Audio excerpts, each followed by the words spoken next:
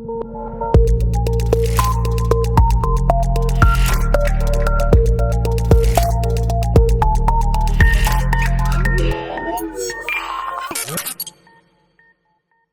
and welcome to another Spectrum Geeks video. My name is Dale, and in today's video I want to talk to you about getting your night rating here in the UK as a private pilot. So thanks for tuning into this video. So I recently got my night rating as a pilot here in the UK, and I thought it would be interesting to share with you all kind of why you might want to get your night rating, what the requirements are here in the UK, what my experience was of getting the night rating, what the costs were for me and what they might likely be for you, and kind of how you keep things current.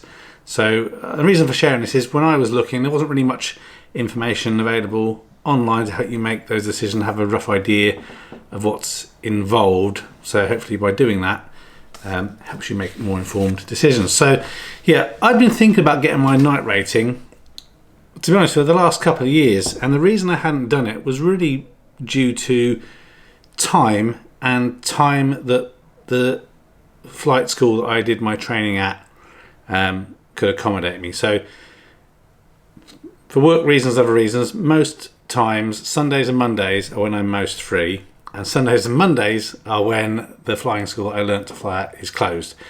So it doesn't really help. And then when I looked at some of the other schools that had different availability, they fly different aircraft. I didn't want to really do another familiarisation rating for another aircraft just to do a night rating.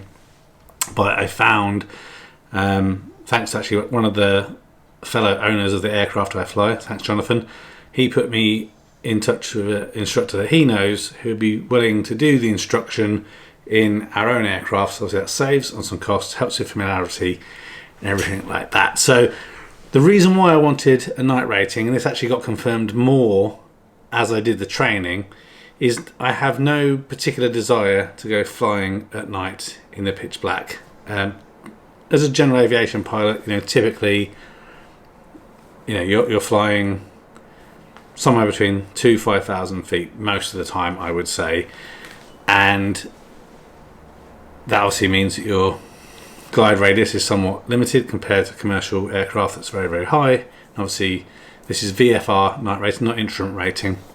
And so there are some hazards and risks in terms of flying at night. So I wanted to do it so that if I found myself in a situation where I had to fly at night, i.e. I'd been on a trip, the return flight was delayed, I couldn't leave due to some weather constraint, to be able to come back in the early hours of the night and be legal and be safe and not be having to stress about having to divert to another airfield or airport because I was going to be 10 minutes over what is considered night here in the UK.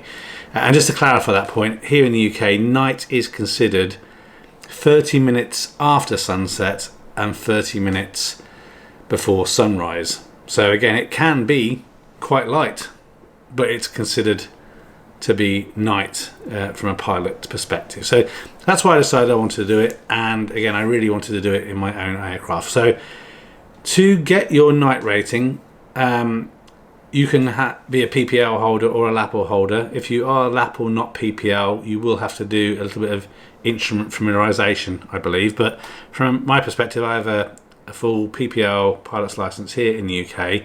So you have to do that training at an approved training organisation, obviously with an approved instructor. You have to complete the training within 6 months. So from the date you start it to the finish, it has to be done in a 6-month period. I think if you don't do that, you're just going to have to reset and kind of start over again. As mentioned, this is just for VFR, so visual flight rules. So this is not for flying in cloud and everything else at night, instrument rating. That is a separate thing. Interestingly, if you then later do get an instrument rating, some of these requirements in terms of remaining current with your night rating aren't valid. If you have an instrument rating, it kind of automatically keeps the night rating valid. And as part of the training, you have to fly for a minimum of 5 hours at night. 3 hours of that will be under dual instruction. 1 cross-country flight at least 27 nautical miles, and 5 takeoffs and full stop landings. So not touch and goes. You have to stop, come to a complete halt, taxi back round or backtrack, and then take off again. So that's what's required to do the night rating. So the experience that I had doing that night rating, things look very different at night. I think that's actually something probably I should mention in terms of requirement. When you start doing your night training, a bit like when you did your PPL, there's a few things you have to keep in mind. No use of electronic devices, so no using Sky Demon or anything like that. You've got to be able to use your map and looking out the window. On some of the forums, I have seen people mention that at the training school that they went to, they let them use Sky Demon and other things. I think officially that is not permitted. So use your own discretion as to whether the instructor you're going with allows you to do that. Me personally, the reason you're doing a night rating is because you want to be safer, you want to be more comfortable, and so it's a good opportunity when learning and having an instructor by your side to do things properly. So no electronic aids, and yeah, things look different at night. You're used to spending a lot of time when flying VFR looking out of the cockpit during the day, and in the night time obviously you can look out the cockpit and have some familiarization with the land around you. In a lot of cases it's pitch black and you've got no idea what you're doing, so you need to rely on the instruments a little bit more than you typically do with standard VFR flying. So your instructor will go over a bit of that and a refresher to kind of how to read and interpret some of the instruments. And also it's important for you to understand what the lighting is like at an airport, an airfield, specifically obviously the one you're doing your training at.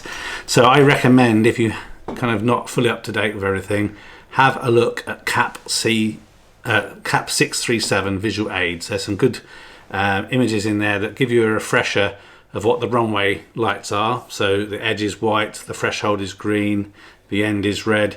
Taxiway, at the sides of the taxiway there's blue lights, the centre line is typically green, the guard lights are yellow, and then in terms of landing zone, again because it's in the dark which I'll touch on in a moment, there is a blue light in the landing zone that kind of gives you an indication of where you should be touching down. Also, the other thing that's different about flying at night, typically during the day, VFR flight, you shouldn't go any lower than 500 feet from ground level, and that's obviously taken off for landing. In night flying, that's an additional 500 feet, so it should be 1,000 feet that you don't go closer than ground level, again, unless taking off or landing. And also, obviously, when you're taxiing around, typically, obviously, during the day, you have just your beacon light on, so people can obviously see that things are happening. At night time, go for your standard startup picture with your beacon light on, and then once the engine is running, you want to turn your strobes and night lights, or your landing lights on. So again, you can see where you're going, and other aircraft can see you on the taxiways as well. And one of the biggest risks of night flying is the lack of the depth perception and things that you have. Obviously, the way your eyes work with the cones and everything to give you depth perception, there is a risk of this kind of black hole effect and things not looking the same distances that they usually are. So in terms of the experience that I had, obviously you've got to prove a few things before you start. You've got to prove that you still have valid medical certificate, your valid license. You also have to provide at the end the logbook that shows that you have done obviously the required landings, takeoffs, and the cross countries, everything. You will have to have a SRG 1126 form filled out by the approved training organisation that proves that you've done your night rating, and then you submit a CAA 5017, I think it is. One way or the other, I might have got those mixed up. Basically, that's the whole package that you have to send off to the CAA, and we'll come to the cost of that in a minute. And the other recommendation I have for you is a head torch that you can have to view the map and the electronics in the aircraft. So getting back to my original point, the experience, things are very dark. Even that taxiway that you're very familiar with, the runway, everything looks very different at night time. And when you take off, obviously, depending obviously where you're flying from, it may be quite a populated area, it might be quite an open area. Some things are very, very dark, and it's hard, even when you're familiar with the area, to kind of get your bearings. So as well as obviously referencing the map and trying doing some planning, you really need to consider what are the key landmarks that would be lit up on the routes that you're planning to take. So my recommendations are, motorways, if there are towers at certain heights that will have a red light on to be beaconing, or kind of larger towns or cities that are going to be reference points. Again, your instructor will take you through all this, but things look very different at night, and initially things seem a little bit overwhelming, to be honest. And at one point, the instructor, we flew into pretty much the middle of nowhere, and it was absolutely dark everywhere, and it's really hard then to say, okay, where am I, and what you're going to do. So again, refreshing on how you can request a true bearing and things like that will be helpful for when you're doing your night rating as well. So in terms of the process for me, I did it over 4 nights. So the 5 hours, actually it's 5 hours 15 minutes was my total time in the end. So the first lesson was more just familiarization. We took off, did a couple of circuits, and then went out for a flight to 2 different areas, and then back, just again getting familiar, getting comfortable with what it's like flying at night. And actually towards the end of it, I was really enjoying it. I was tired at the end, but definitely a valuable experience. Second flight, similar again. We kind of had to change our planned route because the cloud was quite low in certain areas, so we had to be considerate of that where we went. Again, a bit more flying around, following kind of the motorways, identifying at certain points. I flew off to Wales and was understanding, okay, M5 goes into the M50, what would that look like? Was it on the map? And then in real life, following that along, and then following back. And then finally doing the 5 circuits. Again, that's when you're flying on your own now, so everything up until then has been dual. And obviously whilst doing those dual things as well, standard rate turns, full rate turns, some slow flight, also did some recovery stuff. Again, just things to disorientate yourself and kind of get familiar. And also as part of those circuit practices, what was really interesting was doing some landings with all your lights failing on your aircraft. So obviously when you come down to land, there's no landing light. That's actually not too bad, to be honest. Obviously you can still see the ground once you get close to the runway because of the runway lights. So that wasn't too arduous. What I found really difficult, but still managed to do it safely, thankfully, hence I'm still here, is when the runway lights are off. So pretty much complete blackness. The only thing you had is the green threshold light, and I found it very difficult to identify when I was directly onto that. So my first approach, I was kind of off quite a bit at an angle. I had to kind of kick it in and bring it down. And then the second time, not as quite of an angle, but more off to the other side. So it was very difficult to do that. But again, it was done safely. And again, this is where it's great to have an instructor with you when you're going through this experience of getting your night rating. You're learning more, you're giving yourself more capability, you're giving yourself more skills. So in the worst case event that you had light failings on your aircraft, or light failings at the airfield, you can deal with it.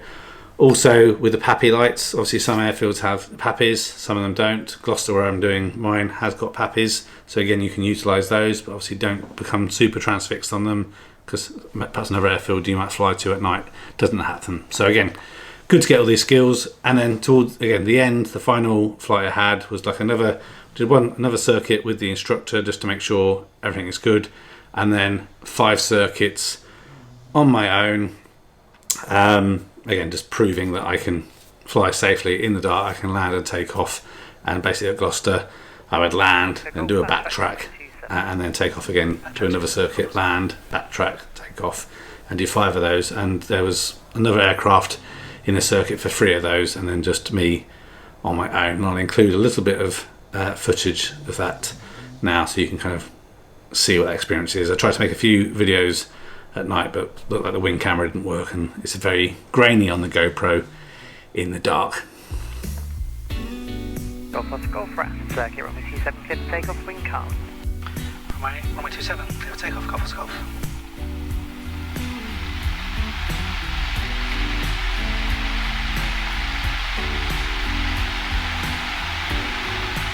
Yeah, SPS live, 2 speeds in the green. We're off.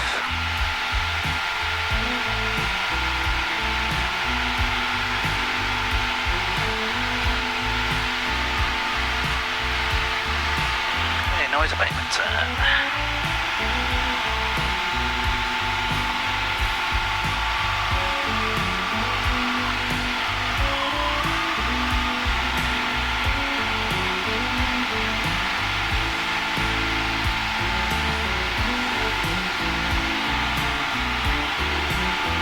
Miles per hour, best rate climb.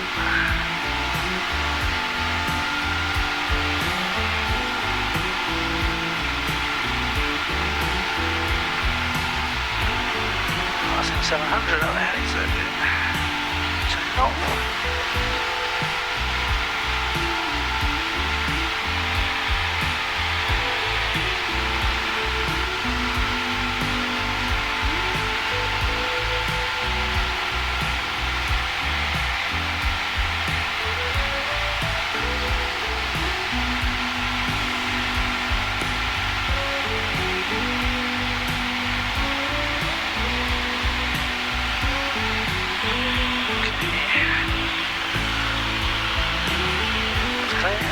Turn downwind.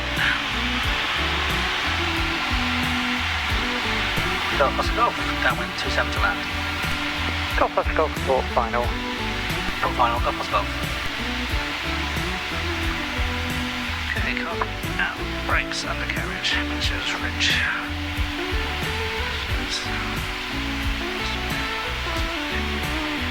Go down, choose good. And we're all strapped. Good to go. I'm cutting away. Slow things down a little bit.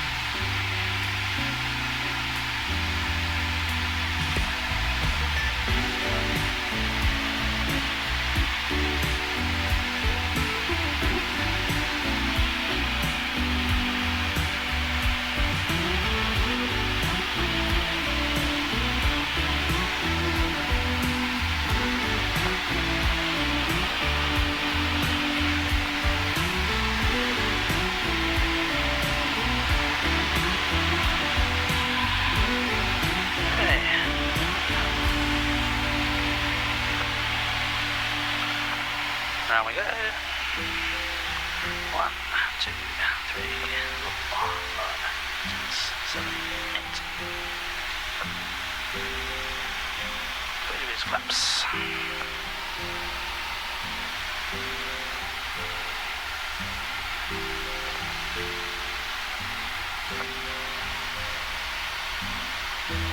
Okay, that's Golf Oscar Golf, new QFE 1024.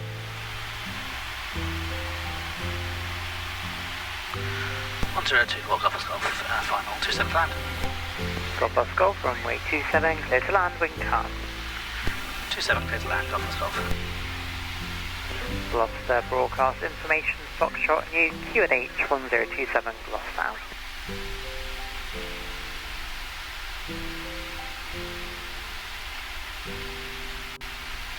Slight bit of crosswind again.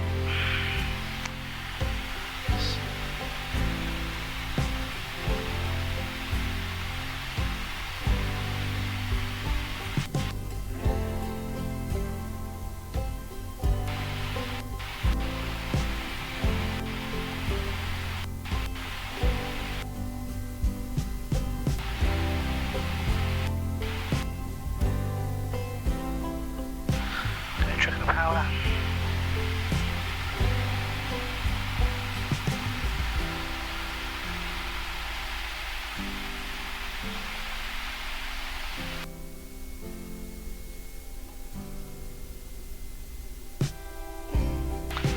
It's gusty towards the threshold. Odd. Okay, then transition to the end here. There. Hold it off. That's good. One more of those and we are done. Golf. Oscar Golf, backtrack, runway 27. Backtrack, runway 27, Golf, Golf. So in terms of the cost, obviously the cost is slightly different for me because obviously I'm using my own aircraft. Quotes I got where I'd be using another aircraft, I was told the base fee is around £2,000 plus landings.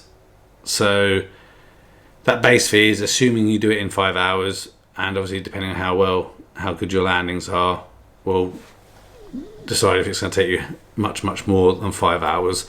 I was really close, so like I said 5 hours 15 minutes, and it was then just 15 minutes just kind of make sure I wasn't short on the circuits, to make sure I definitely kind of hit the hours that were needed. And the instructor was really kind of complimentary with kind of my general handling and flying capabilities, which was really good. So, but for me, the cost, so the training organisation and the instructor fees, they were £418. The use of my own aircraft for 5 hours and 15 minutes was £1,102. The licence fee that you pay the CAA is £153 just to get this little NR put onto your licence. And then you don't have to, but it's recommended you then pay the CAA an additional £20 for FedEx to ship the licence back to you. So in total, that cost me £1,690. So a fair chunk less than it would have cost me if I was not using my own aircraft.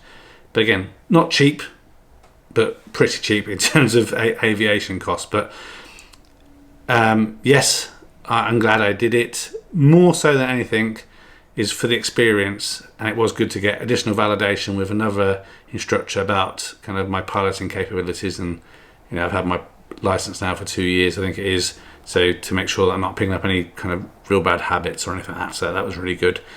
Finally, in terms of keeping your currency, you can, if you're flying on your own, if you kind of find yourself kind of in a sticky moment and it's in night, you can land, and I think that's fine. The currency piece is around where you have passengers. So for any VFR flight, you shouldn't carry passengers unless you've completed 3 takeoffs and landings in the last 90 days. If you want to keep your night component of that valid in those 90 days, one of those 3 takeoffs and landings should be during the night to be able to then keep to be able to carry a passenger at night. So I hope that helps. Somewhat lengthy video, and I think I probably dribbled on bits and bobs here and there, but I think I tried to cover off the main bits that I think I would have liked in a video to hear and find out more about night rating. I really do recommend considering it. Get some extra skills, some extra experience, and just means I think you can make better, less stressful decisions as a pilot when it comes to flying and getting caught out at night. Another thing that is an option that I think not everyone is aware of, when you're doing your pilot training, you can achieve your night rating as part of that. Now initially I wished that I'd kind of added that 5 hours on, done it at night as part of the 45 hours or whatever it was for my pilot's license, but actually now in hindsight I would recommend that you do it after, because I think as a more competent, experienced pilot, you have more headspace and less stress when it comes to flying at night than you would have if you're trying to bake that in to everything else that you're doing when trying to get your license as well. But feel free to ask any questions, leave any feedback down in the comments. I will read them and get back to you. If you haven't done already, please consider subscribing. It really helped me out and the channel. But thanks very much for your time, for watching. Hopefully you give me the honour of watching other videos in the future. But until next time, take care of yourself and goodbye for now.